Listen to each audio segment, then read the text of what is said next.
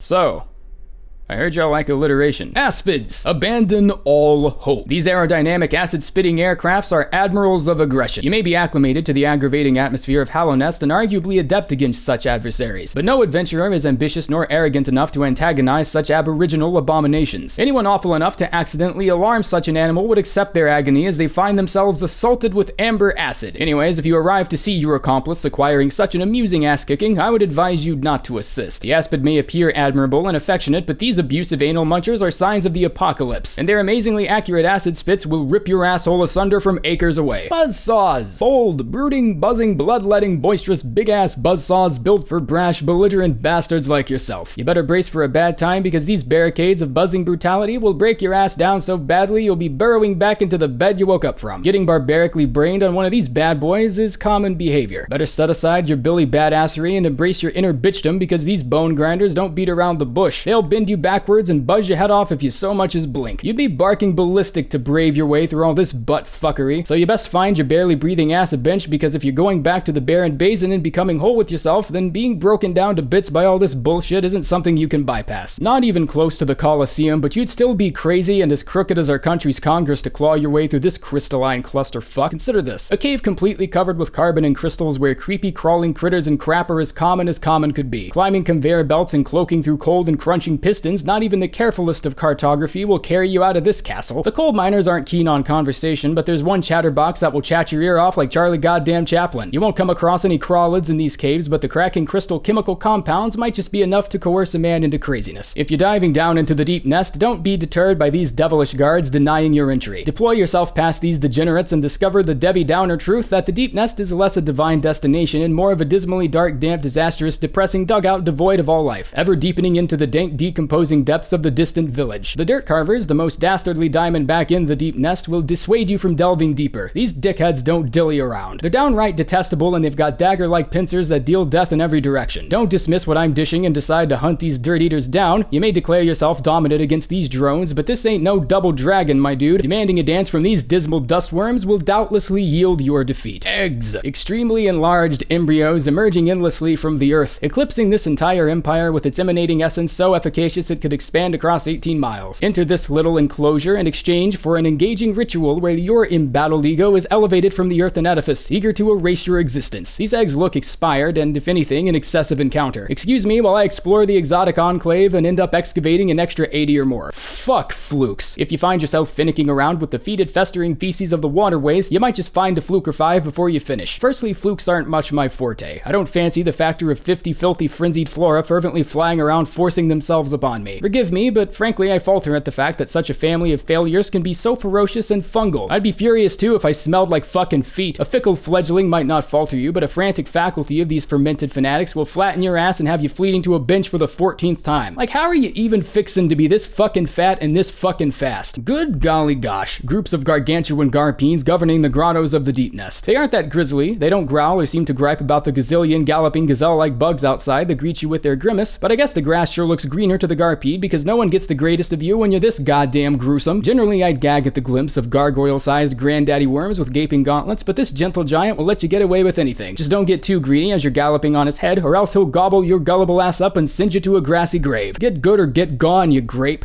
Holy hell. What hulking, hideous, hard-headed, hop-happy heathen harasses me in this hopeless hovel of mine? These heavy-hooved, hopscotch hellions harbor only hatred and hardly anything else for their hecklers. So if you have even a hapeworth of humility, you'll hop the hell off and help yourself to the highway before these hungry hurdlers handle you like a helping of hash. However, with a hearty attitude and a heavy-handed halberd, these hunters soon become the hunted. But let me hammer this home. Heading these hellhounds homeward is not a hustle you want to half-ass. Holding these hellacious horse-hooved hoppers hostage with that hollowed blade is not something I'd hang my hat on. If you insist on improperly inviting yourself into my igloo with even an iota of indecency, I wouldn't know whether to idealize you as impressive or impaired. If your inquiry is to inflate your income with some idols, then I guess I can indulge. But the instant you have the idiocy to intrude any further with such an insipid, ill, and irksome stench of ignobility, I'll be inspired to issue out the incense. Being inflicted with injury can interrupt your immersion, so I impose that you invest in idols and other invaluable items insofar as ensuring your inventory. Jumpin' jellyfish, jiggling jelly-like joyless jumbo jitterbugs. If you're just embarking on a jaunt or journey through the jungle, joshing with these jellies is a real jackass move. Don't jerk around with these juice heads unless you can joyfully juke those jelly beans they're jettisoning at you. These jackfish take joy in judging jesting journeymen and jokesters from within the jungle and jailbaiting jaywalking jackoffs into a joust where they jovially jet their junk into the jaw of the jumpy jackass like a juicy jerry can. I'm not one to joke or josh, but it's hard to justify a joust with these juveniles, even if only for the journal entries. King's molds, kingly keepers of the pale king's kingdom, a special kind of killjoy that keeps his kin close and his kitchen knife closer. These kindred kingpin kinsmen are my fucking kryptonite. No kowtowing kindness or kiss-assness is welcome in this kingdom, so you better keep that crap in your khakis, Casanova. It's either kill or be killed. You can't kite your way out of this kerfuffle, because those curved kinetic kunais will kick your keister from kilometers away. There's no room for kindness in this caboodle, you fucking kindergartner. Welcome to the king's kingdom, where even a gazillionth of kookiness will get you cleaved, killed, and kindly kangaroo kicked back to a bench. There's a lesson to be learned with the lumaflies. Locate these lonely, luminous ladybugs lining lavender lattices of lightning bolts laterally across the lawless land. If you come across a legion of these laborious locusts, don't be let down by their lovable lamplight. Although languid and lethargic, these little leaf hoppers can lash out with a lethal lightning strike that makes you feel like you're literally licking a light socket. Listen up, lackey, lest you get lacerated by a limitless legionary of lightning bugs making lunchtime out of your lifeless body. I don't know about you, but I'd rather lay lemongrass in my loungewear than linger into the line of sight of these logicless lavender leprechauns. Lick my balls. Miners! Muscular and masculine, albeit mindless, malnourished metalworkers and merchants mechanically melting down magenta materials. Up in the mountains, you'll meet these meager meat brains, and they may look microscopic and marginally menacing, but be mindful, in multiples and mobs, these mediocre medieval maggots can become maliciously malign and make a mockery of your motive. Meandering through this malachite maze might just melt your membrane, and the millions of mutated, misguided miners can be real motherfuckers if you aren't mentally malleable. You might be motivated to make mincemeat of such minuscule menaces, but if I were you, I'd marathon this mineral mountaintop and not stop until you've marched miles away from this madness. Nail masters. Nigh on 90 years of noteworthy nail honing for neutralizing numbskulls. These nameless ninjas have spent night times navigating the nation. One's nutty, one's noisy, and one has no time for your nincompoopery. It's necessary to notify any naive newbie newcomer that these nomadic noblemen might be nurturing and nicely natured, but does nice and nursing mean non-violent? Not necessarily. These nebbish Northlanders were once a network of noble nailsmen with a nerve only Neanderthals would naysay. They were nimble as nymphs, but they were just as notably known nationwide for nosediving nail-first into nightmarish nooks and knifing numerable nefarious numbskulls all night long. Nowadays, these nonagenarians need not nurture their nail anymore, but whether you're a neophyte or naturally nifty, the nail masters will no doubt notch up your nail work nearly ninefold. Oddblobbles. Oodles and oodles of oblong ovarian overhead offenders that outspread oceans of oncoming oilseed. They're overgrown, overinflated oddball oddities whose oppressive odor is only outstood by their obesity. Don't overreact though, because only once on occasion do the obese oblong oblobbles oppress anyone with their overt outbursts, easily outwit and easily outmaneuvered. Just don't overextend and let this organism outstretch itself on top of you, or else it's open season on your overzealous ass. Pill bugs. Pointy, puerile peasant plebs that patrol the pits of the planet, parading around poking and prodding any who piss them off. Posh, prickly pricks that are plentiful and pervasive, giving police-like pursuit to anyone who pushes their privacy, no matter how peaceful or predatorial. I'm not proud to be picking on such primitive, powerless parasites, but if these pests have a propensity to pester the populace this persistently, then perhaps a plague is in order. Pill bugs are part and parcel, as prolific as possible. It's painstaking how privileged these piss-ons are, be it plebeian or parliament, peasant or president, everyone is prey to the pill bug. Quirl, a quick but quiet and quizzical little quipster whose quaintness is quintupled by his quirky qualities and a seemingly quenchless quest line. Quick as quicksilver, Quirl quick steps and quarter saws a quantity of querulous quacks with such questionable quickness that turns quarrelsome quarrelers quite qualmish. A quality quintessential character to the quiet kingdom whose quippery is unquantifiable and such queasy quickness that requires the quadriceps of a goddamn quarterback, but don't quote me on that. Radical radial royalty ruthlessly releasing rank red-orange residue all over the realm. Rampant rot running around replicating recklessly, removing all residents rash and rebellious enough to resist. Any rational or reasonable rhetoric is reckoned as revolting, recalcitrant, and not recommended. You'll regret raising your rifle at the Radiance, as wrestling with this reprehensible ruler is retroactively going to require some rigorous routine rehearsal, lest you get repelled, rearranged, and otherwise rectally ragnaroked round after round by the same relentless rinse and repeat rehash of retaliation. Shrooms! Is that shit seriously supposed to scare me?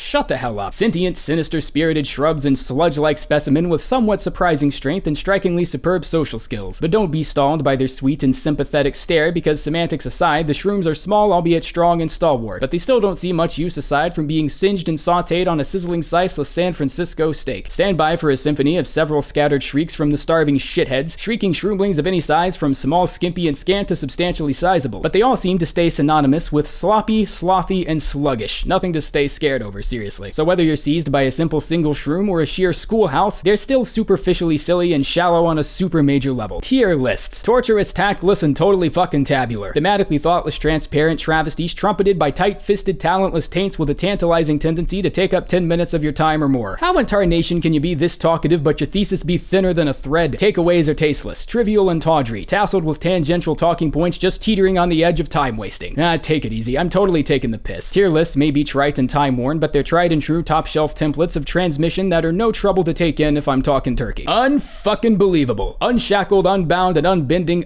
is the ultimate usurper of the underseas, untamable to the usual urbanite. Villagers, a variety of veiled, vain, and voracious vagabonds vacillating from vampires to vanguards to vespids. Villagers vaulting through vascular veins of vegetation, or viscous vile valleys. Vitriol is virtuous, vexation is validated, violence is virtually unavoidable. They seem to venerate a variety of vehement divinities, and really value vandalizing vessels like yourself. Vehement, albeit vapid venturers, viciously volatile, but I'm afraid no venom is viable against this vermilion virtuoso that isn't void. Weavers, wacky, waddling, watchful webmasters wandering about, willfully waging war from within the walls of their wispy wasteland. If you walk in Westford, best be watchful of warmongering weblings that'll prove woeful for even well-traveled wayfarers. No whining or wistfulness is winked at here, so wake up or be way going with you. Zero, the xenophobic, exiled, excommunicated, exotic extraterrestrial. Zero expresses his exasperation by exhilaratingly expanding his xiphoids to your exact location. His exceptional means of extermination is exhausting to fight against, but if you exercise an expedition towards the exterior, you can explicitly exacerbate his exploitativeness extremely excessively with little exertion or exposure. Yikes! Look at all this yellow-ass yeast. It'll take me till years in to yonder through this yard of yogurty yuckiness. The youngling yardbirds and yolkish yeasty yawpers will have you yacked, yaffed, and otherwise yelping and yearning for yesterday. Zotlings?